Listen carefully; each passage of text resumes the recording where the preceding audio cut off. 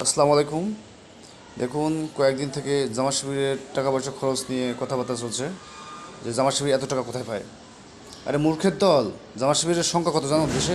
হ্যাঁ, 30 লক্ষের উপরে। 1 লক্ষ 1 টাকা করে যদি দেই, 30 লক্ষ টাকা আসে। যদি যদি 100 টাকা করে দেই, 30 কোটি টাকা আসে। তোদের কি মাথায় এই জ্ঞানটা আছে? এর মূর্খের দল, হ্যাঁ, তোদের মতো কি চাঁদাবাজি করে, লুটপাট করে, ছিনতাই করে?